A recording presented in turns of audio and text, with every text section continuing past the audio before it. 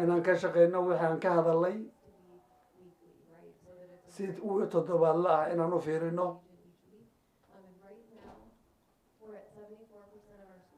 marka boqolkiiba 74 weekly ayaa loo bedelay iskuulladeena kuwa kalena macallimiin ayaan la shaqeynaynaa oo caawinaya xisaabta nidaamka xisaabta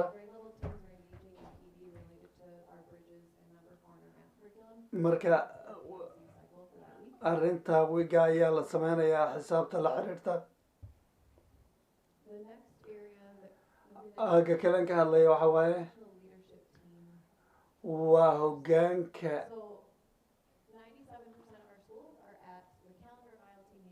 marka 97 boqolkiiba kalendarka ayay ku jiraan iskuulladeenu marka goolka quarter 1 waxaad ka heli kartaa iskuulka websitekiisa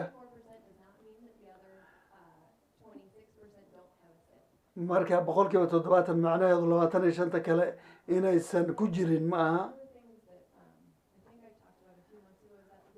waxaan bilo kor ka hadlay waxaa waaye ardayda iyo stakeholderka iyo communityga dhammaantood inay iskuulka ka shaqeeyaan baahida iskuulka si loo ardayda si loo daboolo marka siday u shaqeeyaan communityga iyo dadka waalidiintaba marka su-aal fiican weeye inaan bixiyo aan doonayo boqolkiiba 100 manihin waa xaqiiqo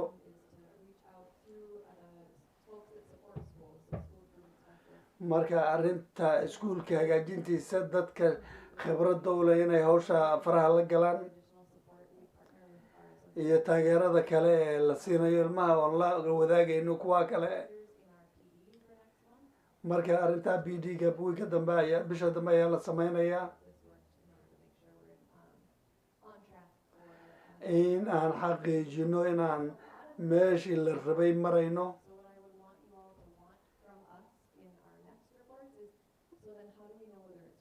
marka si inaad soo ribood garaysaan si aan u ogaano arrinta dambe inuu wixii shaqeynayo in kale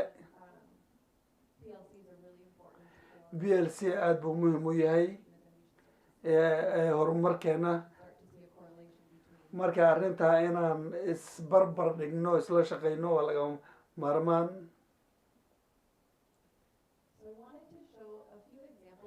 dhowr tusaale ayaan doonayaa inaan tuso dadkeena iyo boorka iyo dhammaan marka kan waa tusaalooyin si bool leftiga bidixda oo iskuulka website-kooda laga helo elementaryga mid iskuulka saraana uu ku jiraa riboodkaas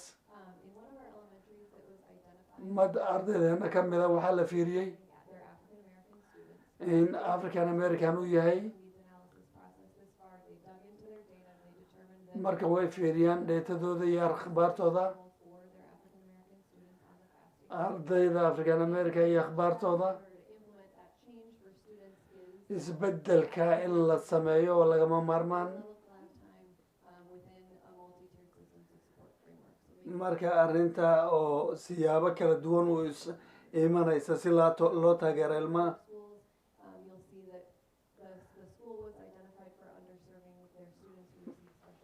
marka istuuda waxaad arkaysaa in special education ilmuhu qaadanayaan inay iskuullada shaqo buuxda ay jirin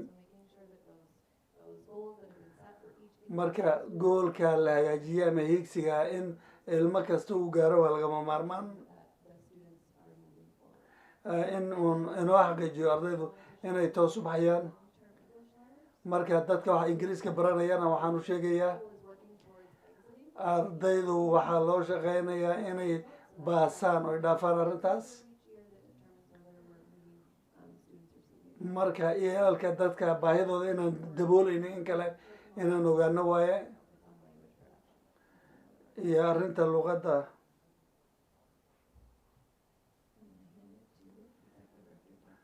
decrin ayaan microphone ku dhiibayaa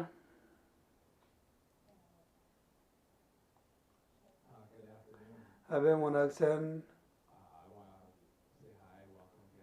soo dhawaada mar labaad imaada.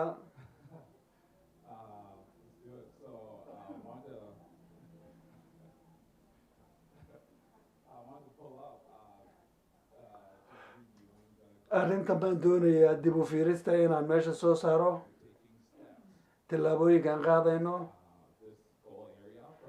hiigsiga meeshan ee ardayda. haddaad fiirisaan arrinta istaraatiijiyada ee qorshaheena la xiriirta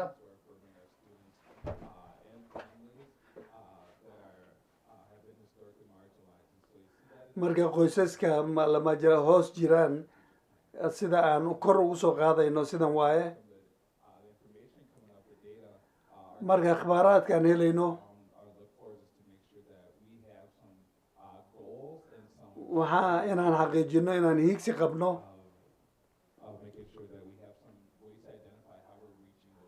iyo in aan ogaano sidii aan u samayn lahayn hiigsiga iyagaa sidaan ku heli lahayn. marka quarter 1 marka qorshe ayaa jira marka istaraatiijiyada in la geliyo dadka waan u dhownahay inaan samayno arrinta iyada la gaaro.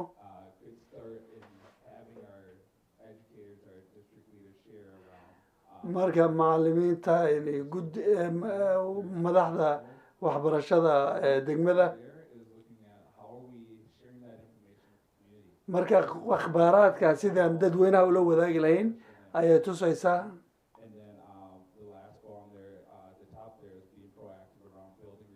marka kowna kor waxaa waaya xiriirka sidii dadka loo samayn lahaa. waa arrin mar hadda ka hor aan la samaynin sidaan dadweynaha ula wadaagayno akhbaaraadkan.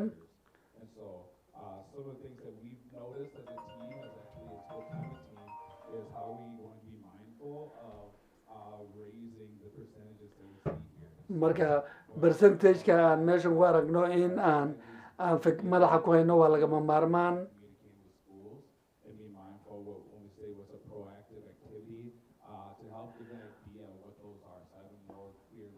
iyo fikradaha waxay yihiin sidoo kalena taageero inaan bixino.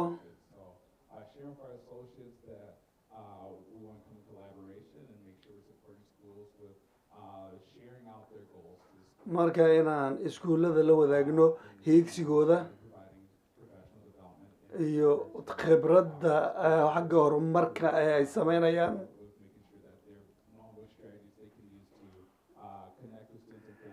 marka inay xiriir la sameeyaan qoysaska iyo ardayda.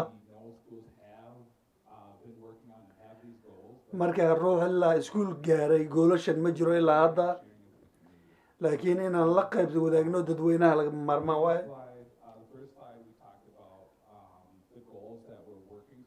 kow marka waxaan ka hadalnay hiigsigeena iyo horumarka aan samaynay sida aan xiriir u samayn lahayn dadweynaha qoysaska iyo dadkaba. marka ma waan ognahay markaad dadka soo dhaweynayso dadka u darayso iskuulka way sameynayeen waan ognaa sanadkan o dhan way sameynayeen.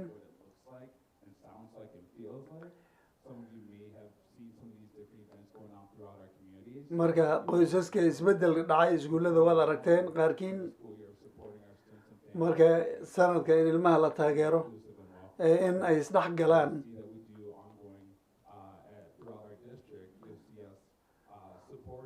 marka degmadeena waxaad arkaysaa taageero la xiriirta arrinta.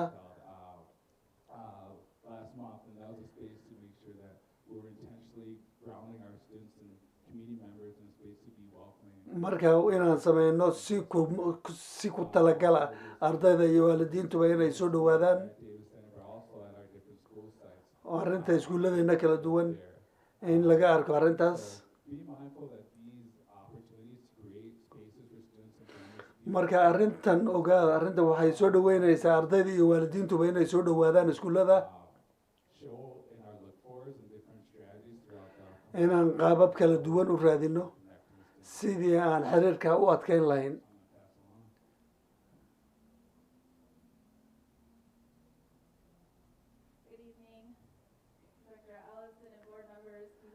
wakiilka iyo boorkaba dhammaantii iyo dadka dhegaysanaya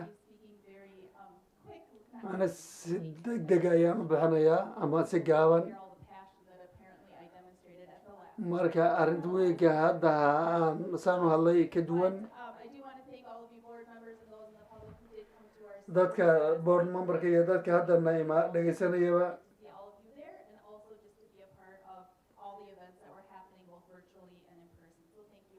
waad mahadsantihiin dhammaantiinba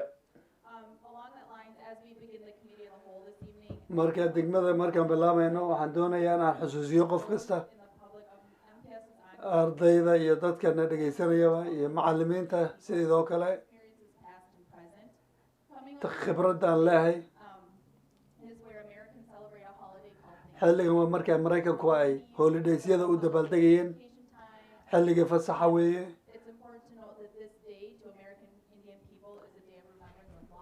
marka maalinta indiyaanku waa maalintii looska ama ay khasaareen marka dadka dad la maamulay waaye oo sii dhammaanaya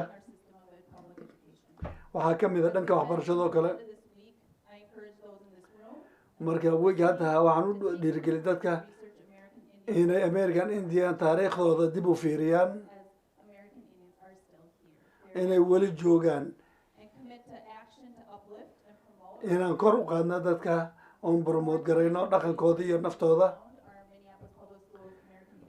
marka arrinta Minneapolis website-kaad ka helaysaa arrinta iyada indiyaanka kor loogu qaadayo in loo abuuro meel si loo arko oo arrin taariikh dhaba la xiriirta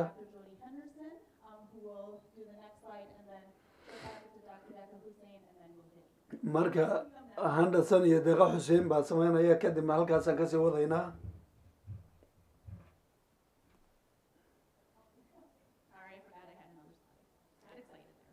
waan ilaaway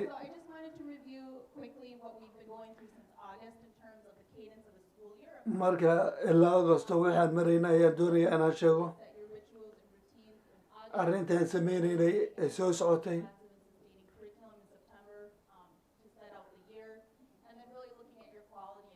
iyo tayada iyo amarada ayaan dib u fiirinaynaa sidoo kale hadda November baan joognaa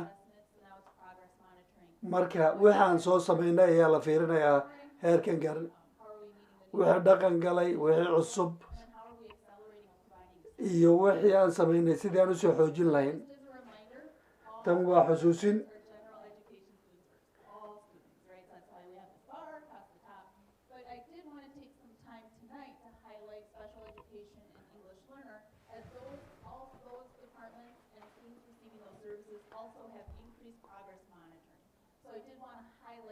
marka waxaan doonay inaan arrintaa ka caddeeyo iskuulkeena heer ku yahay telefonkan dhiibaya hadda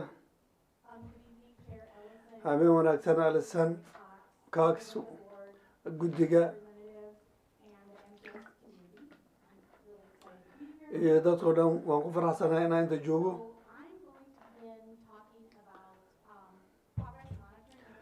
marka arrinta horumarka dadku ay sameeyey ayaan ka bilaabayaa marka ardayda horumarka ay sameysaan in la ogaado ardaydu macalimiintu maanta o dhan way fiiriyaan horumarka ay sameeyanayaan marka wax sahlan bay noqon kartaa markiiba in unuga su-aal la weydiiyo boordka uu kaga jawaabo ilmuhu macalinkana wuu hagaajin karaa amarka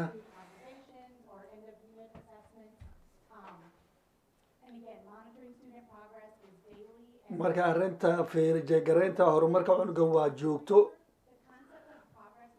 marka arrinta ujeedka arrinta horumarka laga reebo waxay beekaamaysaa si khaasa in wax loo baro ilmaha marka horumarka jeegaraynteeda waa mid wax keli ah oo wax lagu ogaado in uu maaragtay daboolo baahida ilmaha hadda u dhaxaysa marka arrintaa inay gaaban ahaato si loogu celceliyo si ku meel gaara marka arrintaas ay ku jirto marka special educationka ayaan ku wareejinayaa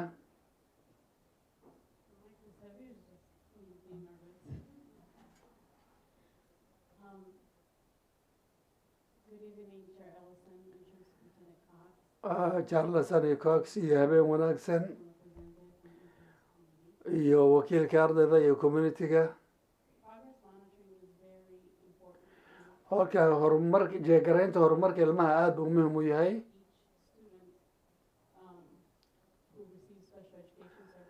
marka gaar ahaan ardayda special educationka hela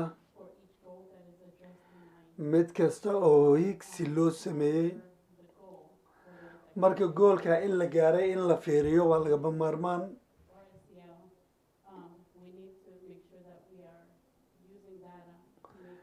marka waa inaan xaqiijino inaan dheeta isticmaalno si aan higsigaas uga meel keenno marka arrintan la dib fiirinta arrinkana mid toosa oo la ogyahay inuu ahaado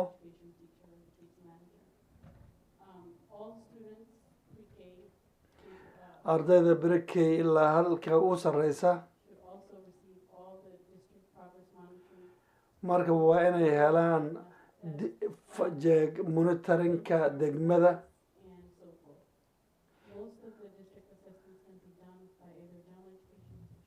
marka dib u fiirista waxbarashada waxaa samayn kara macalin ama ruux kale marka tusaale marka arrinta horumarka waxaa ka mid a in la ogaado wuxuu yahay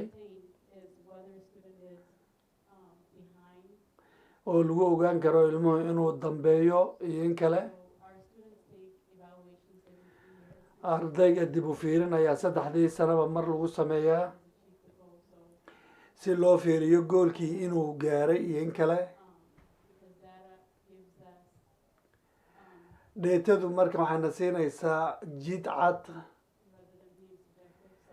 intii dad ujeed le bayna siinaysaa ujeedkii marka waxay keenaysaa koorso deg dega in la geliyo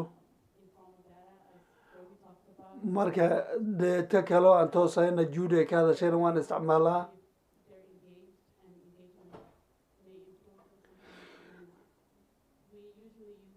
howlgelinteeda marmar horumar ayay samaysaa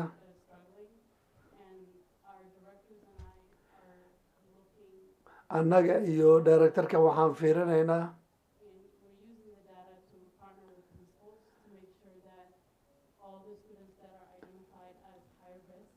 marka inaan xaqiijino dadka ilmaha khatarta ku jira ee xagga akhriska iyo xisaabtaba inay ka faa'iidaystaan arrintaas baahidooda in la daboolo inaan xaqiijino ku ogaano kuwa baahida qaba zaa'idka ah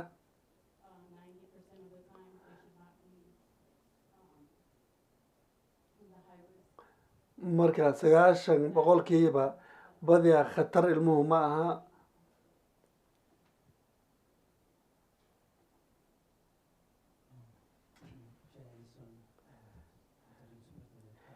Allison iyo ku-meelgaarka Cox wakiilka ardayda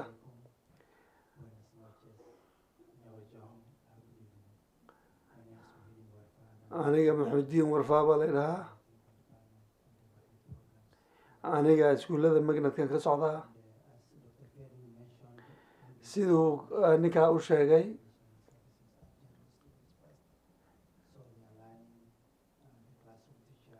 waxay baranayaan macalinka galaaska iyo ardayda kale iyo eslkana waxay siiyaan service dheeraada in la hagaajiyo luqadooda ee ingiriiska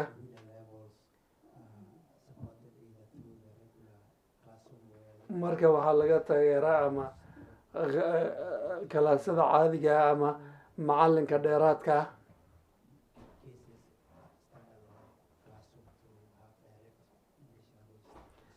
marka dadkaasi waxaa lagu caawiyaa luqadda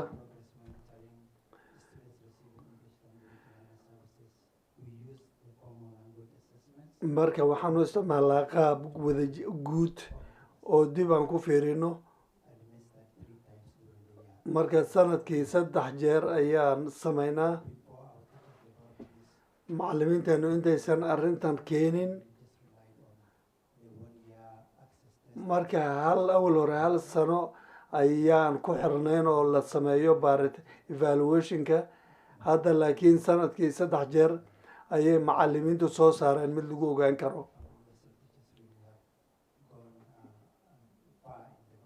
marka ESL macallimiintu horumar badan bay ka sameeyeen arrintan ay sameeyaan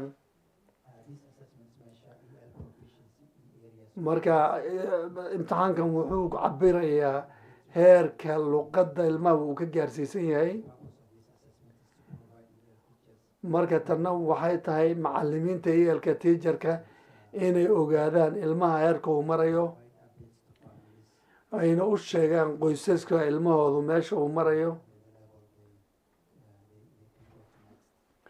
iyo ay u sheegaan sanadka dambe levelka uu geli karo ilmuhu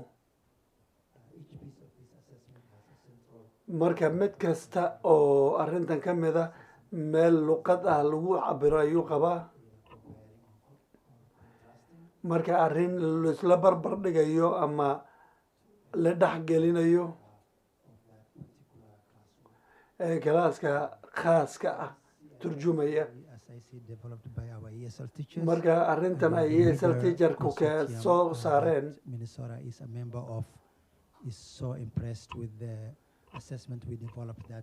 marka Minnesota aad bay ugu faraxsan yihiin qaabkan aan soo saaray marka arrintaana oo qoraalana way soo diri doonaan mar dhow marka si wada jir ah oo la amray ayaa lagu shaqeynayaa marka buuggan ardaygan buuggan oo haystaa iyo degmooyinka kalena ayagana waa la siinayaa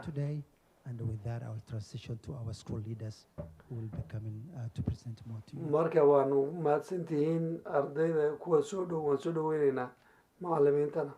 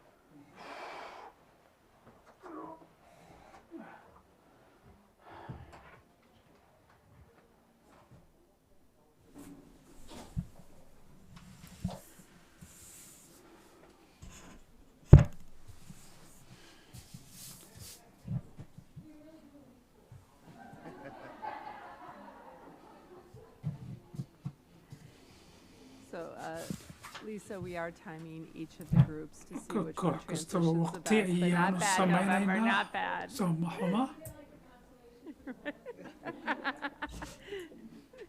Dr. Walker, I'll let you take it away.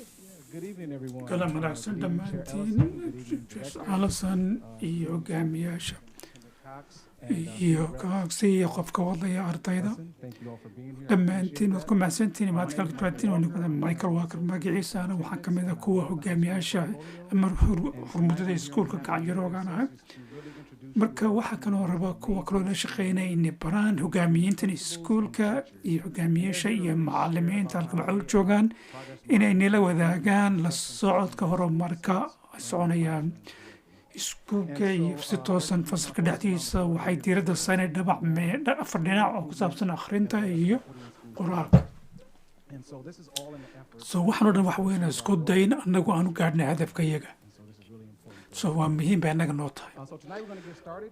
waxaa kaloo ka bilaabaynaa waan fujinayaa Thank you, and thank you to everyone. waad mahadsantahay qof kasta waad ku mahadsantihiin Tonight. My name is Maggie. magacayga maagi ayaa la yidhaahdaa Burrows. waxaanahay processko kula yaqaan hormuud u ahay marka waxaan ugu xiisa gelinaynaa inaan ka shaqayno halkan arrimahan imika bilowga ka socda degmada sanadiina soo dhiftay waxaa noqday iskuulada kamida oo lug ku leh la shaqaynta ama kala saaxiib noqoshada iyo arrinta ku saabsan qoraalka iyo akhrinta That focus on marka waxaa diiradda saaraynaa ereyada our teachers and anaga macalimiinta halkan ay joogaan caawa first grade teachers. waa macalimiinta fasalka koobaad juuri K2 iyo kayla iyo fasalka koobaad iyo kala labaad progress monitoring. marka halkan waxaan ka hadlaynaa la socodka horumarka ardayda So in Groves, the materials. sugroofka iyo arday fasalka koobaad iyo ka saddexaad baan ka bilaabnay sanada bilowgeega In first grade, a key fasalka part of koobaad this is the qayb reading ayaa of ka mid ah akhrinta iyo words, higaadinta ereyada consonant, vowel, consonant words. iyo ereyga For example, words like iyo cat kan or rug. fawlka They are shaqalka decodable iyo and ereyga students know their letter so sounds. si ardaydu ay u Having a kartaan solid dhawaq foundation erey of kasta uu reading leeyahay and iyo spelling markaas ABCD waxsuna akhrinta iyo leads si to high marka levels of loo literacy sheegayo achievement as students taasi waxay get older. muujinaysaa akhrinta markay ardaydu koraanba yani waxbarasho aad u So weyn kor u we kacaya akhrintooda use the marka fast waxaan bridge isticmaalnay early reading assessment in first yani grade qiyaasta each koobaad fall, yani winter, buundada and isku spring. xirka marka And xagaaga Burrows, we jiilaalka iyo compared diraacda our waxaan fast isbarbar data with dhignaa our fall macluumaadka growth ikhsar data.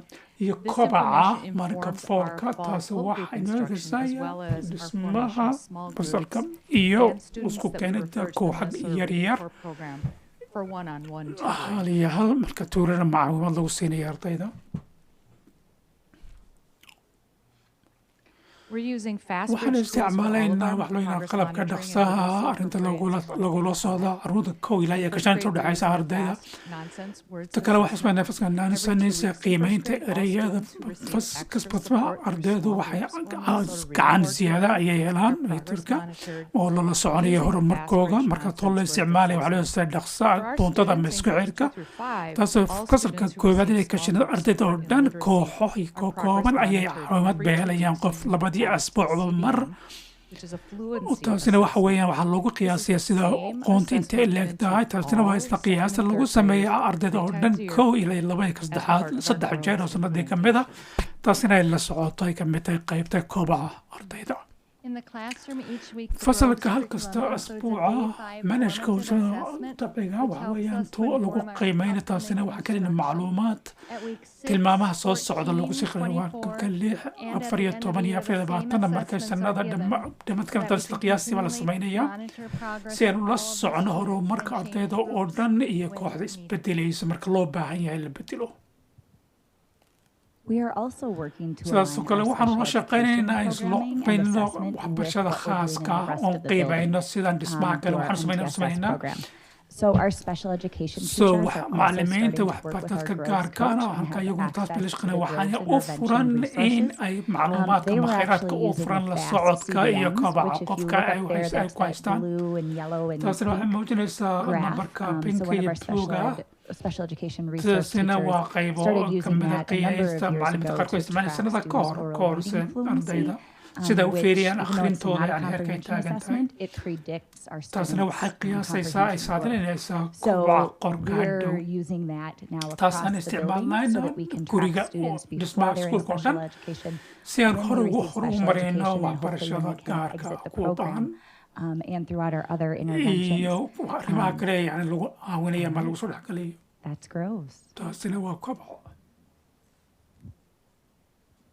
So I'm Liza Anderson. I'm the interim principal Anagu at Kennedy waxaan School, interim and kama I'm kumeel happy to be here gaarka with ah Laura horumarkii Bremseth and iskuulka Aaron Kozicki, one of our coach soo team kalina waa And dad we're here to kamida talk about kooxaha co-teaching and hogaamintiisa how we coachka progress monitor and adjust iyo our sidaan instructions and horumarka that. ula So at Henry High socono School, we actually so started Henry with our High School co-teaching loo yaqaano model, waxaan because bilaynay we realized that our waxbarashada students with special waxaan education baranay services that ardadayda were transitioning from khidmadda co-op helayaan services ardada khaaskii to general education si waxbarashada classrooms were not guud being aan successful. ahayd waan ku guulaysani Oftentimes we weynay found that marka they had inta not badan had waxaan access to the fahmnay standards inay in the ardaydu pull-out classes. qaadka inaan haysanin transitions markaas when si they were in the buuxda general education ayaan uga classroom, so gudubnay if their services so markaa khidmadoodii So if you want to go to the next so slide. haddii aad u gudbayso And so one of the things we also mid ka saw mid a that they weren't having waxaa access kaloon to aragnay rigorous uma aynan coursework. helaynin And so we waxbarashada really khaaska found that we so brought waxaan bringing the co-teachers ogaaminay together helped macalimiintaas to ku bridge those keenay gaps say in wixii its meeshii transformative yacnay u some of our buuxiyaan teaching experiences. iyo So if you waagnimada can go to the macalimiinta next so si aan u slide. gudubno Originally when we started co-teaching, we really kind of threw co-teaching in where we marka had yani macalin barka pockets of waxaan students, ku bilownaa and we koox found koox that that really ardaya wasn't very, taa waxaan ogaanay very taasi successful. inayna wax So we fiican had some ahayn pockets of marka success, but we weren't seeing waxoogay great baan ka success. guulaysanay So laakiin we wax really weyn kamaan focused aan on the helin co-teaching marka waxaan pairs and saaranay looking at laba our laba qof students' yaan goals. So our israacinaya students' goals, iskuulka specific IP hadafka goals, ardayda and where waxay those rabaan goals could be met, iyo and iskuul finding the yani right hadafka pairs iskuul to laga work soo together. baxayo iyo And labada then the qof same isku thing with our habboon wada EL services, we shaqaynaya really targeted our iyo EL sidaas oo kale co-teaching in kuwa science and social laqadooda studies, laqadooda where we labada found the ingiriiska students laqadooda ayaynan EL ahayn services sidaas who had iyo khidmadaha ay u baahan struggles in yihiin general education. iyo waxbarashada So guud ahaaneed Aaron and marka Laura are going to talk a Aaron little iyo bit anagu about waxaan ka hadlaynaa wax yar how that they work sida together to ay do u wada that. shaqeeyaan We're si ay really u proud to sameeyaan say, taas like this year, we taasina actually have a sanadan tri-taught waxaan jirnaa class that is general education, fasallo students with khaas lagu IEPs baranayo and students with EL services, ardayda and it's iyo really khidmada exciting to baahin see taasina that waa work wax together xiisa with leh the in la tri-taught. arko It's inay something taasi that ay we've been si talking fiican about u for wada quite a while, shaqaynayaan and this is the first year we're doing taasina it. waa So sanadii ugu Laura samaysay and samaynayso Aaron are talking a Laura little iyo bit Aaron about how taas they bay work wax yar together ku and hadlaysay u wada progress shaqeeyaan monitoring to increase ay student achievement. ardada yani horumarkooda u sameeyaan Okay, yeah, so my name is Laura. magacayga Laura My ayaa la pronouns yidhaahdaa she, her, hers, and I am a special education anigu teacher. waxaanay macalin ardayda khaaska ama baahida khaaska wax u bara Yeah, no, we're good. We're good. We're waan good. fiicnahay My pronouns are he, him. He, we've him baa taught loogu together. yeeraa This is our 7th year. waa together waa co-teaching, which is toddobadii pretty awesome. sanadaadii wax macalin Something wada that ahayn mid when I learned ka about the mida co-teaching markaan model when I started wax wada working barkaan here, bartay I felt that it was really, waxaan u really maleeyey important. inay tahay waxaad muhiim u However, ahayd it wasn't really focused habase on ahaatee homework diiradda ma every time. saarinin There waqtiga was marka la a time fiiriyo that was needed waqti for ma aan haysin teaching loo itself, baahnaa in laba macalin just like laisku there was laisku daro an additional behavior support in the taasina waxaa classroom, which jirta is fasalka in fine, laba qof and kaloo yani that's ku something, xilsaaran however, dhaqanka we have since, so like this year, marka sanadan we removed waxaan ka warqaadna meeshii special education math classroom and we added a third code fasalkiisa waxaan qof kale oo saddexaad ma soo gelin sababta waxaan aaminsannahay an actual least restrictive in ay environment. yani meesha carruurta joogaan inaan xadidnayn u furan tahay macalimiinta ay u baahiyin ardaydu inay u baahiyin meel bannaan space oo inaan waxbarashada guud ee khaaska ee fasalka u taala ayna ku dhaqmin taas weeye saasaan u arkaynaa guulaysiin anigu u mahadnaya Aaron annagoo la socodkayga horumarku waxay u muuqataa inaan askar ardaydana way jirta iyaguna waxay hadafoogu yahay Yeah, with that, we've sidaas been recently actually dhowaanta developing, waxaan abuuraynay monitoring, inay isla socdaan we yani want them ardaydu to see their own inay iyagu arkaan in horumarkooga maxaad yani cashirka ama mawduuca ka taqaana intaana bilaabin data point that we si markaan macluumaadan la socon karin in uga helo marka kadib markaan mawduuca ka hadalo adigu maxaad is siin lahayd boonto perhaps what could you teach marka maxaad isbari lahayd yeah, I mean, where is your growth? What did you gain? xageed wax ka kortay xageed wax ka baratay marka haddii aad ardaydu inaad dareemaan fasalka ama sida fudud waa inay isku arkaan inay horumar ka samaynayaan fasalka ay iyagu waxbarashadooda yani ay sheegtaan sidaan u samaynayno qaybtaan wax u barayno iyagan awood siinayna fasalka inay joogaan ayna fahmaan ardaydu inay fahmaan iskuulka sare waa maxay horumarka lala socday sababta u samaynayaan soo marka waxaan aaminay waqtiga aan la samaynayno aan u gudbinayno waqtiga irana anigu maalin kasta waan u baahannahay aan wada shaqayno sidaas weeyaan sida aan u firino ardayda macluumaadkooga oon ka saarayno oon u fahamno siduu Aaron u arkayo sababta waqtiga baan haysanaa aan wada shaqaynay oo yani waxa meesha ku qoran u fahmayno oon miisaan saarno ardaydu meesha ay taagan yihiin oon u kala saarno So I know you saw some of the challenges and rewards. waan and stuff. ogahay I think caqaladaha one inaad of the aragtay big laakiin things arrinta is ugu weyni some of the waxa goals that weeyaan you iyo have waxyaalaha with aad students and sheegtay staff, ardayda iyo those shaqaalaha skills waxaan that kaa you're rabaa in on. bal I inaad think ugu one of the akhrido biggest ones is from the laakiin mid students ugu who muhiimsani are waxa weeye part-time teachers inaan how macalimiinta barno he u really sheegno became stagnant. in So we're noqon wax in the taagnan teaching practices sida and that working with waxbarashada the co-teacher, macalinku he wax sees barayaan the iyo la students shaqaylaha learning well, macalinku teaching leeyahay techniques, waarka he ardayda iyo tackles baahideeda differently, and he just approaches marka teaching taasi instruction waxuu very bilaabaya differently tilmaam than the si writing just gooni ah oo instruction. cusub Take oo some u time to bilaabaya listen to waxbarashada notes because uuna I think it arko really talks about ardayga that, waxa uu what ka that hadlayaas setting, wax the co-teaching weeyaan setting means for them. So.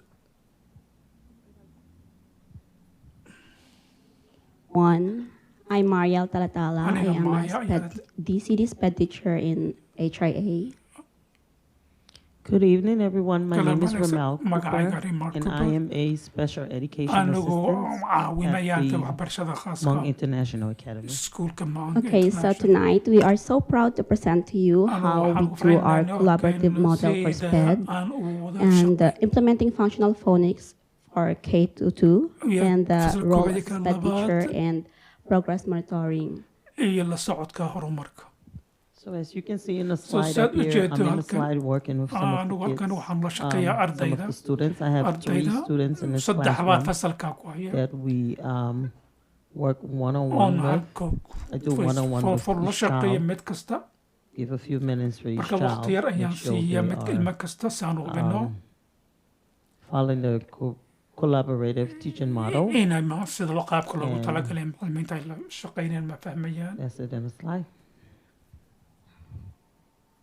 So last year, So marka sanadina soo DCD dhaaftay, program is barnaamijkan students stay arday- in DCD classroom, but this fasalka year sanadan this is our first year to start a waa collaboration markii ugu or education horeeyay model ee with arda the macalkan gen ed wax lagu teachers. tarayo So there, once a week, we So have hal our jeer asbuucii functional phonics coach, Miss waxaan Nancy. shaqeynaa She comes to way coach us timaadaa on models, oo ay nala socotaa our new functional phonics, and also she wax comes kale to waxay coach timaadaa us in oo ay PLC nala and socotaa help us how to gather data waxay naga using the caawidaa sidaan u functional isticmaalina taa phonics. Also, Sidaas oo what is kale, happening in the waxa Janet ka socaya classroom, waxa we weeye fasalka divide students.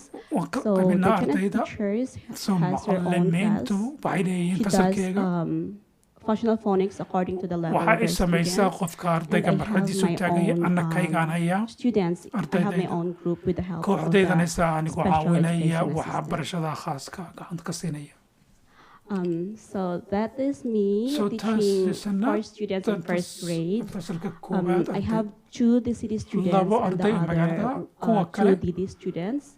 So I am kind of modifying Anigu waan the bedelaya functional phonics program sida barnaamijka using u shaqeynay waad u the jeedaa scoreboard meesha to communicate with my students. saan la 2 of them dhaqmo are ardayda laba ka mid non-verbal, and hadal I'm ma also hadli karaan using the waxa kaloo isticmaalaya handwriting without tears that qoraalka ayaa helps our muujinaya students taasina waxay caawidaa remember ardayda iyada inay more and how xasuusnaadaan to si write siyaada the letters properly. oo si aanay how it ereyga looks u like. qori karaan And also iyo sidaas oo kale we are using waxaan the isticmaalaynaa alphabetical art that is from alif functional alif iyo ba baan phonics, isticmaalaynaa so the kids can soo ardaydu remember si ay u xasuustaan where they can find the meesha ay ka letters. helayaan ereyadaas And also sidaas oo kale there's the SPED assistant. wax jirta He's macalimiin helping the oo naga caawiya academically and behaviorally macalima tacliinta supporting the students. oo ardaydana caawinaya And we use So, for progress waxaan monitoring. isticmaalnaa We si aan use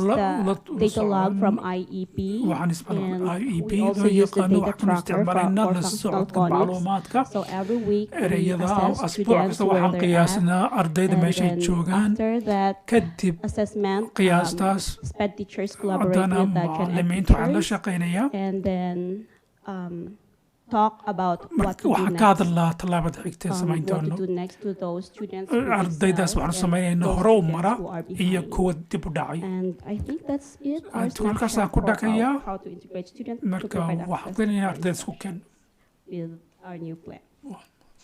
Thank you. Okay, next.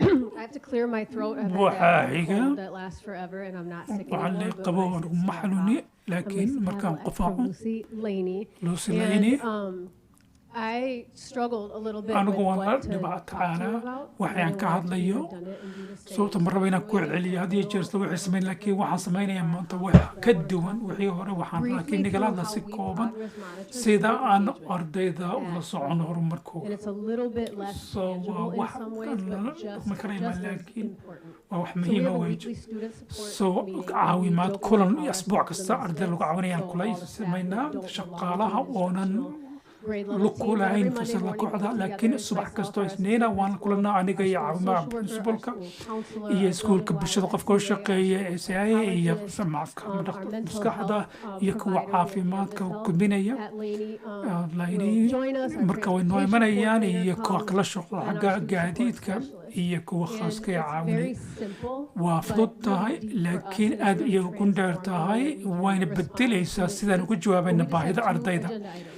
so marka laba arrimood baa jirto wax ardayda koydisna marka ku jiraan fasalladooda yani dal lu kala mid macluumaadka asbuuc kasta aan fiirina ardayda imaatinkooga marka meel fiirinayaa ka duwanayna waqtiga sanada iyo qofka ardayda meesha taagni wax loo baahaya marka waxaa suurtagal inaan fiirino labadii asbuuc ugu dambaysa ayaa cudurdalaan ka maqnaa iyo miisaan u fiiraynaa iyo guud ahaan qofkee u baahan in la caawimaad u baahan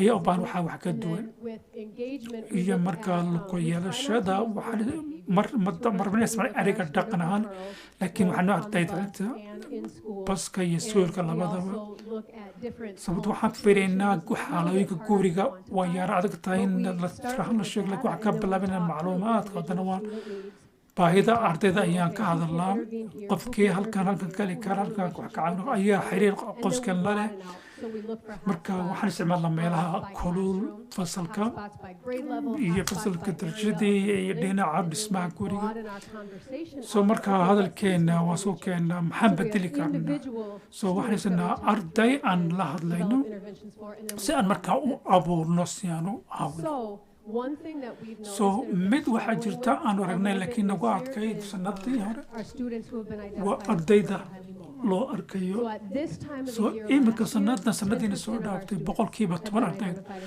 waxa laga dana guryo lahayn laakiin sanadan 9% way jeey taasina waa laba jibaar taasina waa weydiinaya taasina wax caadiya ma aha lusilayni ma aha waa magaalada Minneapolis oo dhan way labada magaalo oo gobolka iyo magaalooyinka kaleba laakiin waa waxyaan la tacaalaynay weji waxaan laakiin ku barkanteen inta dhici ka hor magaalada Minneapolis bulshada dad yani ay lacag siin jireen si guryiyo xasiloon loogu sameeyo ardayda marka layni ayaa loo doortay qofkaas soo marka qof yani xidiga ayaa lahayd bulshada oo shaqaynaya iskuulka laba sano ugu soo dhaaftay Sara Olson oo diiradda saaraysa qoysaska dhibaatooyin xagga guriga xaslaan ay ka haystaan aanu garan maayo sida baahida imika jirta aan uga soo baxayno aanu ma garanayo sida iskuullada kale ay u sameeyaan laakiin waad ogtiin anugu fursad iga lumaysi ma jirto haddii ay jirto marka haddii aanan xubin ka mid ahaa la guddiga iskuulka oo laga yaaba warseenta u caawini karaa taasina waa dowrka waana shaqada waxaan odhan lahaa haddii aan ka fikirayno laba jibaar haddayna ka badnayd qoysaska isku celinta oo guryaha dhibaato ay ka haysato waxaan samayni karnaa waan samayni kar lahayd waa inaan isticmaalo in kor loogu qaado waqtiga qoysaska waayarnimadooda ay guri xasiloon u helaan soo laakiin imka ficilka minkani loo yaqaano waxaan gaadiidka ayaanu keeni karno ardaydu meesha iskuulkoogana joogaan inta sanada oo hadhay laakiin dhibaatada fara badan anugu mahi qofka keliya ee dhibaatooyin marse qoysaska guurguuraya laakiin waxaa laga yaabaa in aan isticmaalo caqligan magaalada ku riixno guryo xasiloon iyo gaadiid ay magaaladu lacagtooda ka dhibto oo dhan oo taa kor loogu qaado taasi weeyaan anigu Angela Evanson anigu iskuulka dhexe ayaan isku habeeyaanahay waqooyida bariga waxaan la soconaa waqti kasta marka sidaan ula soconayno tilmaamaha iyaga iyo saameydkooda ardaydayada And so I'm going to had iyo jeer tuwaas waan sax in dhaafaya anagu waan ognahay waxaan la shaqaynay Dr. Keeler iyo qofka si uu naga caawiyo shaqaalaha iyaga caadiga all the way through. ilaa iyo dhammaadka waxa la waxaan samaynay dhan Both vertically and horizontally. maxyaalaha We are thinkers as we soo waan fikirnaa oo kasna waan samaynaa waxaan isticmaalaynaa taas activities for our students, ficiladayada fircoonadayada ardaydayada strategies to help us si iyo xiiladaan u samayno naga caawiyo we are waxaas communicating with staff waxaan kaloo soconaa shaqaalaha si aan iskugu xidhno ardayda iyo qoysaska xagga waxay haystaan xagga dhaqaalaha taxi email phone iyo hadduu qof meesha hormeyga joogta oon kala hadlayno waxbarashadooda we are open-minded. waan madaxaagi waa furan yahay ardayda waxaan la wadaaganaa fikradaho iyo sida ay aan si fiican ugu lug heli lahayn We are markaas inquiring sidaas waxaan su'aalo weydiinaa waana ku dhiirigelinaa shaqaalaha iyo ardayda inay su'aalo weydiiyaan inay xalal fara badan ay raadiyaan sidii loo heli lahaa in that we are presenting marka waxaan keenaynaa waxyaalo dariiqado kala duwan si aan uga caawino ardayda dariiqada waaweyn kuwa wax baranaya oo dhan so that they're not just soo ma in ay shaqada u qabanin laakiin ay wax baranayaan we are risk takers. We are anagu using our waxyaal baan samaynaa waxaan isticmaalaynaa asbuuc kasta during our collab time. markaan club timekan samaynayno ardayda wala shaqaynaynaa dhaqmayaan si hogaamisaan ula socno ardayda shaqadooda We are reflective. يعني waan dadfeerin inaan samayna waan ku dhiirigelinaa oon caaweynaa iyo shaqooyinkaan qabanay dhismaayo oo dhan Observation in our classroom. iyo fiirodaan feerina fasalka iyaga oo ka imanaya waa wax weeyaan markaan muuqdo si aan ardayda kor ugu qaadno Good evening. I'm Jessica Skronik, the principal at Pillsbury. I have the pleasure of being here tonight with waxaan ku faraxsanahay one of our oo qofka macallimiinta ka instructional mid leaders ah at our school, hogaamiyaha MPS, iskuulka Felicity. oo We're here diiradda tonight to saaraya akhrinta iyo barashada fasalka labaad baan diiradda saaraynaa iyo horumarka si aan ula socono as you've learned over the sida past few ogaateen meetings, all kulnamadii our hore students ardayda oo are dhan given a screener at the wax beginning. marka waxaynu siinaya sanadii waa la fiiriyaa waxaa kale oo siyada ka marka akhrinta fasalka We labaad also gave sidaa kale waxaan a siinaa curriculum-based yacni manhaj baan samaynaa ku saleynayaa oo and when akhrinta students read with less so than markay 90% ardaydu akhrinaya accuracy on boqolkiiba that hal curriculum-based measure, qiyaasta flagged for intervention marka waxay u baahan yihiin in la soo dhex galo oo marka waxaan samaynaa qiimeyn tani waxa ay ka caawinaysaa ardayda oo qurbani samayso macluumaadka waxaan u fiirinaa si aan yacni kooxda loo soo dhex galo iyo xirfadda ka maqan marka tinka iyada halkaasi waxa weeyaan warqadaan isticmaalano oo screenshot laga soo qaaday waxdaasina waxa weeyaan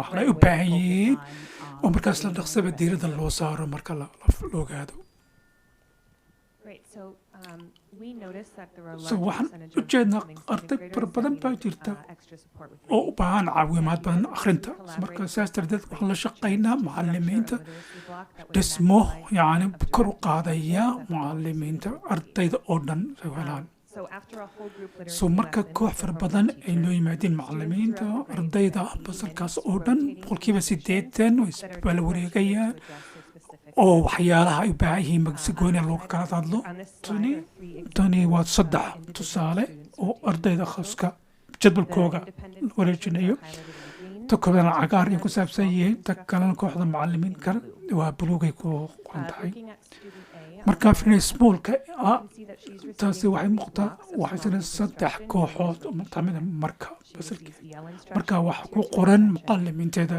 diraasooyinka ku qoran oo taa loogu saabsan kuwa cagaarka mid kastoo kooxda ka midihii la horumarkooga ayaa lala soconayaa oo loo baahaya okay ta xigta waa tusaale oo horumarka la socodka macluumaadka ardayga fasal koowaad ah oo u baahan kooxda la bari gacmo bilowgii sanadan ardayda waa la qiyaasayaa inay muujinaysaa caawimaad inay u baahan tahay kor loo qaado khaas ahaan iyo kartideeda si ay u karato shaqada marka iyadii ardayda kale kooxdaas ku jiro ay kor u qaadaan xirfadooda waxaan bedelaynaa sidee ula dhaqmayn marka xafladda kale xigtahay waxa weeye sidan iyada marka waxaan si joogta ah ula soconnaa si aan ogaano dowrka so iminka aad waxaan u xiisa gelinayaa inaan la wadaago ardayga khaaska oo iminka ereyadaas oo dhan dib kala furfuri kartaa kadib soo galabta kor u qaadaysay ilaa iyo baahdi boqolkiiba boqol so hal bil waxay ka shaqayni doontaa kor u qaad xirfadeedii si ay u akhrido That's all because of you, Kylie. intaasoo dhan So because adiga weeye Right, and their teachers, you're right. Using frequent progress so hanu monitoring for isticmaalo effective sida development of our yani students socodka enable us to agtada identify taasi waxay awood noo exactly how to siinaysaa provide the si appropriate aanu garanno sida and loogu siinaya waxyaala ku habboon ardayda By tilmaanta ku keeping such a habboon close si eye on aanu the la role, soconna we indhaha si ensure that their joogta ah success yani is challenged. dhow loola socdo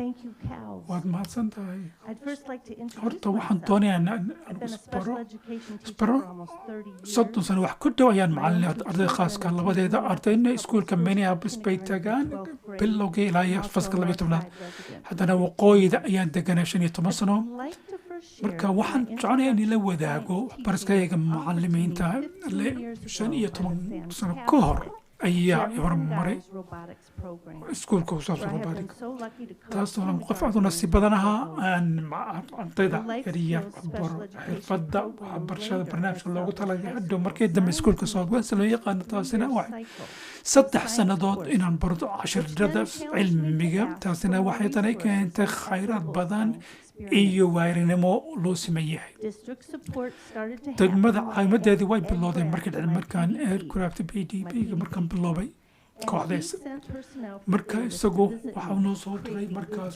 soo abuuraya dhibaato taasoo anigoo ka codsanaya science-kuna inuu ahaado wax dadku kadib ilaa sanadii imkana soo dhaaftay haddana waxaan ka ahaa macalin laba macalimiid oo chemistryga iyo cilmiga baycada ka hadlayna iskuulka Southwest 5 macalimiin oo khaas 5 waxbarasho khaas ah weli hayaan kuwaasi waxay kale qofka ay la dhigan ma fasalka marka saddexda fasal waxaa la soo barayay uu indhaha saarayay waxa barkood qaarkood waxay ku dhamaana khidmadii miftaxa koobaad ee shaqadeeda koobaad waxaa ku sameynaya xiriirka horu socodka lala soconaya labaad waa koobaad sida aan ugu qorsheynayno horumarkooga arday kasta wuxuu la imanayaa xirfado khaas ah oo gooni ah la socodka iyo horumarka lala soconaya taasi waxaa garanaysaa macluumaadka ardayga taas oo hogaaminaysa aniga sida aan ugu lug yeesho arday kasta horumarkan fasalka lagu qabto waa la ururinayaa iyagoo la isticmaalaya qalabyo kala duwan iyo la socon dariiqad lagula fiiriyo taswira diino loola yaqaano qalabkaasina taasina waa waxbarashada waxbaradka lagula soconaya iyo horumarkii dambe iyo tilmaamo khaas oo ardayga si ardaydu ay ardaymahaga wax ogaadeen kala hadli karaan iyo takalina wax kala qiimeynta macalinka qofka baranaya science-ka cilmiga la socodka iskuulada buugagta waaweynka iyo xiriirka fasalka qayrkiis iyo macalimiinta marka macluumaadka la isku keenaya haddana waxaa loo gudbinayaa 7 kaalmo ee manuska ee ardayda macalimka ay caawinayaan marka diiwaangelin caawimaad oo ficil la dhammaystiraya haddana waxaa loo sheegayaa qoska loo tukanaya iyo tagsiyada iyo waxyaalaha la isku gudbinayo Okay, this is my favorite slide. tanina waa taan ugu jeclahay waxa way tanaan ay ku saabsan tahay aniguna ma qorin waxaan u arkayaa inay tahay wax fiican Okay, a quick story.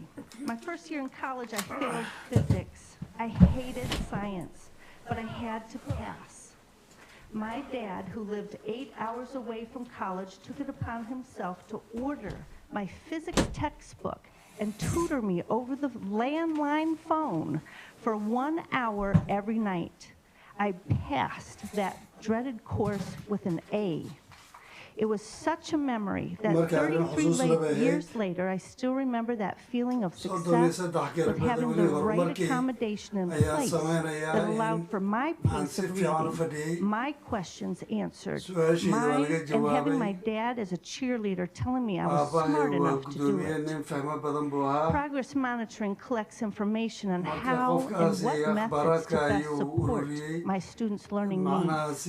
Progress monitoring drives individual individualized support for each Marka si learner shakhsi to ah match their needs ayuu for the baahidooda best outcomes. garanayay. Progress monitoring tells me what works Qaabka and what horumarinta waxay doesn't work sheegtay with waxay each shaqayn student, iyo waxaan so I can ardayda u retry with new shaqaynaynin. methods of engagement. Marka si aan And dib ugu last sameeyo, fall, successful marka progress monitoring horumarka gives fiirista direction of waxay how keenaysaa best to reach and jiidka teach qaabka ugu a fiican ee unique wax lagu learner bari with karo rigorous science qofkaas challenges iyo to arrinta have the sayniska chance to earn dhibaatada badan. results like I had in physics.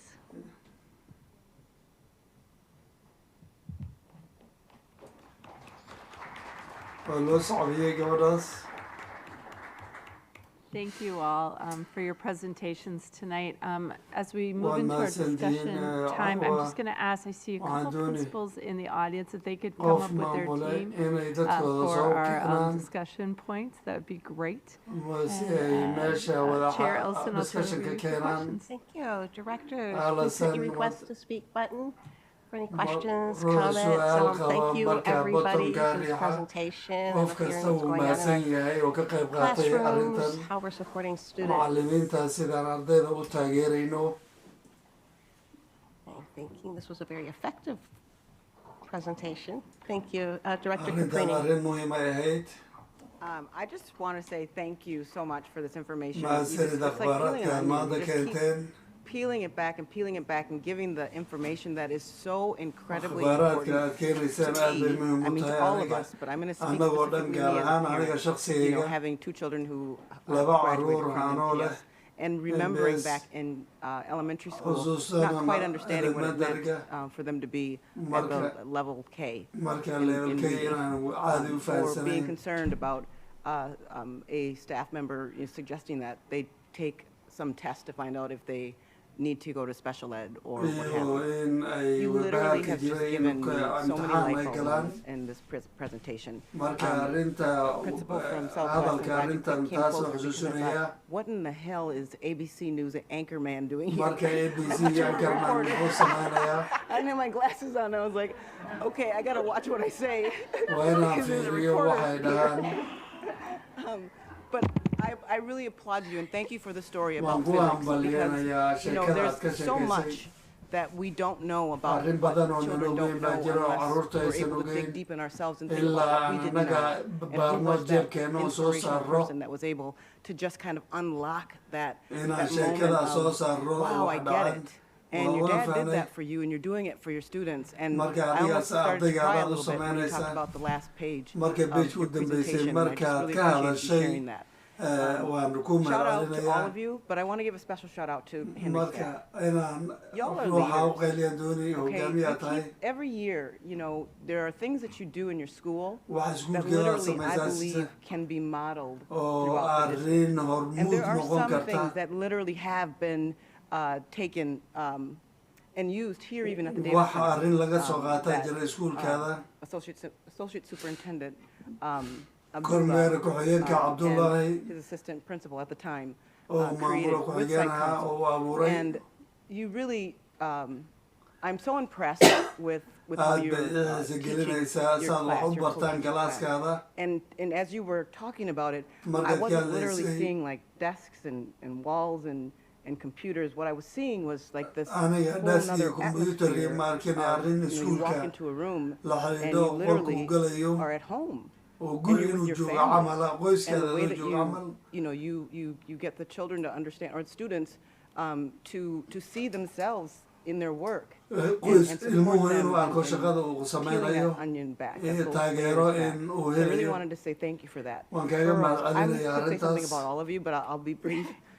I had the Waan idin pleasure of mahadcelinayaa visiting your laakiin school and iskuulkiina waan soo watching the booqday. students learning to Ardayda read. aan And booqday I think ayuu one of the aqrinaya. classrooms was where there was a student that got Marka up and moved around. arday And dhaqaaqa the teacher socotaa jiray. acknowledged Iyo that the student macallimiintu had way gotten up sheegeen. and moved around the room. But then the teacher also said, but I see you still doing the work. And that touched my Marka heart ardaygiisa because socota laakiin that could have gone any macallinkii wuxuu direction. dhahay weli hawshii And they wuu samaynayaa. invited them to come back to the carpet when they were ready. Marka And ii they soo did noqaa la yidhi markay eventually. diyaar And they were yihiin. ready and they Marka kept diyaar on bay ahaayeen. doing the work. Waan And so that was sameynaynaa really special. shaqada. Young Marka arrintaas International, waa arrin my isbishara. heart. I used to be on site council Wadnahayga, there, and qalbigayga we ayay were like 40 qaateen. deep on site council, literally. The room was packed. We would make our own egg rolls. before site council started, Marka and it's intiina just really exciting to see the bartamaintaysan direction bilaabin that the in school is qorshaha la taking sameeyo with your tilmaanta leadership, all of your leadership. And Lucy Lane, you just around the corner from my house. so marka arrin always guriga love ii you, dhow love waaye you all. iskuulkaas And Pillsbury, thank you so much. as well. Pillsbury-na waad mahadsantihiin I had to add that in because I just didn't want to leave you out. But you all did a wonderful job. And I shaqo just fiican really baad appreciate the dhammaantiin information. samayseen I am going to miss these moments where you Marka share this kind of information about what akhbaaraadka happens in waan the school. misgarayn And I doonaa hope you have the opportunity to really talk with parents marka jaanis aad about waalidiinta what kula it is that hadashaan you're aad doing, heli because doontaa I way think la if tahay they're not going to sit through something like this, not all of them. But if you're able to give marka them dhammaan wax something xun that they idinma can dhigayaan connect with, dhammaantood ma aha I think that they would just be so much more relaxed and marka so dadka much more way knowledgeable caadi about waaye the hard work that you are actually doing. shaqada fiican aad Thank you, qabataan I way ku appreciate all of qanacsan yihiin waan idinka mahad celinayaa Thank you, Director Carini. Interim Superintendent Cox, could the principals that join their staff, could we meet them? Could you introduce them to us? marka kormeerayaasha imanayna bar Absolutely. As I'm looking around, let's see, I see someone added to the Patrick Henry team. marka qof baa lagu daray Patrick Henry teamkooda Work. Oh, hi, I'm Josh Poole, and I am the admin TOSA, supporting special education, aniga EL, isboortiga and macallimiin ninth grade. ilmaha special Thank you for education-ka being ayaan ahay here. HIA, I see our mahadsanid principal and AP. Hi, everyone. I'm Kate McNulty. I'm the assistant principal at aniga HIA. keed baan ahay maamula And ku-xigeenka our principal at Southwest. I'm sorry. kormeeraha Good evening, Southwest everyone. My name is Gao Chang. I'm the principal at Hmong International. aniga Hmong International baan kormeera ka ahay Hello, I'm Ed Bennett. I'm the principal at Southwest. Southwest ayaan And kormeera ka our ahay AP at Burroughs. Mary. Hi, Mary Adamale, AP at Burroughs. aniga ABA baan ka ahay kormeera Well, thank you all for being here tonight. I'll be brief. Soo I just dhawaada. have a quick comment. I'm a Waan ku social worker, faraxsanahay. and Marka so that aniga means social worker baan social ahay. workers are systems thinkers, and we believe in connecting the whole Marka waxaan person to aaminsanahay the isku system, to xilka the arrinta oo individual, dhan to the system around them. So I appreciate waan the idin comments here mahadcelinayaa tonight. That commentiga aad I samayseen particularly appreciate just the integration iyo tonight of isdhexgalka academics caawa aan and school sameynay climate and dhinaca all the goals waxbarashada and the variety of topics here tonight.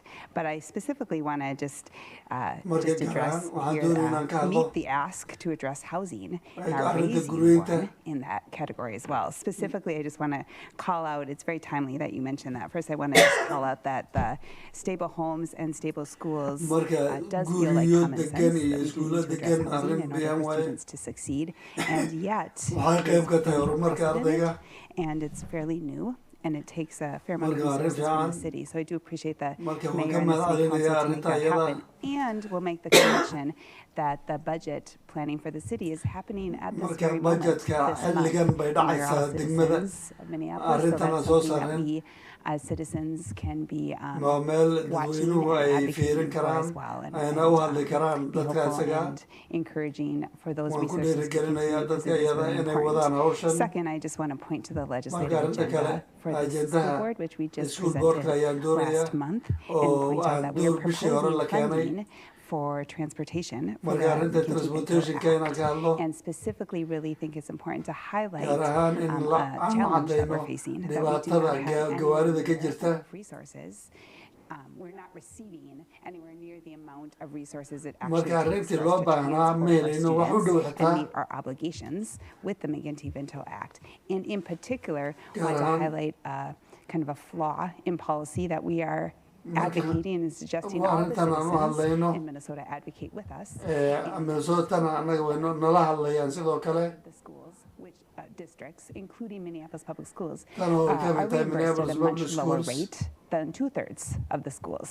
So we are specifically putting on marka our legislative arrinta agenda and qaab we'll ask for xaqiiqa everyone's ayaa assistance sameynana in qof correcting kasta that inuu flaw ka so qayb that we qaato can receive full reimbursement inuu for ka mid ahaado transporting our homeless and highly mobile students, our fragile students who do ardayda need to baahidaas have some qaba consistency in their school, and something in that I ay think iskuulka I'm si confident that the joogta rest u of this board imaadaan agrees, and it sounds like everybody in this room agrees, so you can join us in advocating for our legislative agenda. So again, thank you for being here. waad tonight. mahadsantihiin inaad inta joogtaan mar labaad Thank you, Director Arnest and anasan Director Jordan. Are you jordain perfect? Thank you. Just really quickly, because I know some of us have things to do. I just want to say thank you for the presentation. I thought that the special education slide was really well done. And the work that went through it. You know, I've been a longtime parent of this district since 2004. I've had a couple children with IEPs and along the way. And it's always been the work that goes into it and the very thoughtful planning, whether, you know, it was my son at Longfellow. I don't know if anyone's been here that long. The work that went through and the planning that goes through it. Yes, it adjusts with the times. But the work that, I have seen firsthand as a parent, really speaks volumes to the work that you folks all do. Whether you are developing an IEP, whether you're I'll be not at Henry, but elsewhere, and it is a model that works for well. And so the one question I had really quickly was, as a parent of color, predominantly the people that develop your IEPs are predominantly white. Sometimes there is a level of intimidation that, you know, you just intimidation, but something along those lines. And one thing I've always thought of was, you know, is there something that we can do to provide, I don't know, support for a parent in that situation? I know we talked about it before, offer to parents, you know, if it's a little because it is overwhelming, you know, even if I'm still up here, I still find it intimidating as a parent. Seriously, I still found myself kind of triggered going back to 2004. I was just like, wow, something's never changed, you know? And so do we still offer our parents the opportunity to say, hey, you know, if you're feeling overwhelmed, we can call someone, Ed or whatever, and have someone come sit with you and explain in more in depth. I mean, that's the only question I had. We still offer that. Yeah, I'm gonna look to Team Henry and Team HIA to give me an example at each of their sites. Think about that while I share just a little bit about I think the supports, especially through the special education department, provides many supports as our directors and our district program facilitators. I see many friendly faces in the audience. Support families through the process if needed. I think another shout out to our Special Education Advisory Council, who does a lot of parent-to-parent support. So appreciate the work that our leadership of that Special Education Advisory Council does too. Want to talk a little bit about an example for you? Yeah, I can start, and then I'm going to pass it to Mr. Poole and see if Ms. Bremstad wants to add anything. But I think we have had situations where we've asked special ed or we've asked another department to come and support. Questions. I do think it's oftentimes a challenge for us as a school. We did actually have to cut our Spanish and Somali family leave. It's been a bigger challenge for us this year. And so there are times when we do that or take that time and do the prep work. I think a lot of it goes to the relationship piece that you heard from Southwest, is that our case managers work really hard to have strong relationships. So they do have that strong relationship, so it is less intimidating, and our social workers do the same. And social work department at Henry, which does a lot of that lifting.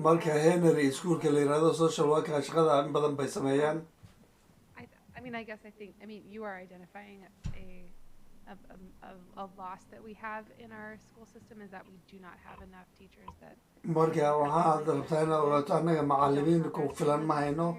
is a huge problem. And so I think this is just a call for everyone in this space, especially how can we invite and encourage and uplift reach outside of our school community is to get that support at all times. That's so important. So I appreciate you for bringing that up.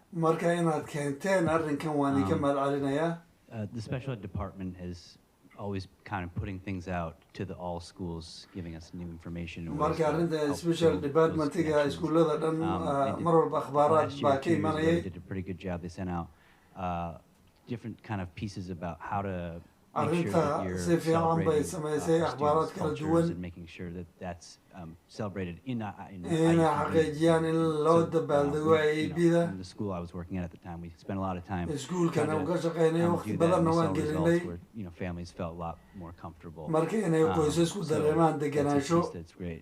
Always, we always try to make sure that, we ask mar walba families waxaan that want an xaqiijinaa advocate to be there. in ruux u hadlo uu There's joogo always, there's organizations that organisation baa jira oo hawshaa sameeya yeah, that's the big piece is building those good relationships with horta families. xiriir fiican in la families sameeyo are meesha students waa first, right? And so making sure that the times work for them and the waqtiga spaces are ayaga u comfortable. shaqaynaya So in we're lala always qabto thinking about those things. marka annaga arrintaa waa laga shaqeeyaa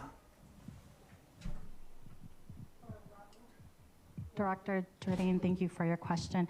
At HIA, Director, we are fortunate to have a staff annaga waa that is HIA diverse wuxuu haystaa and is nasiib pretty much wanaagga shaqaale representative of the students that we serve. oo la xidhiidha And we have ardayda aan hadda collaborated saaf with garayno Ed and as well as Pacer advocates.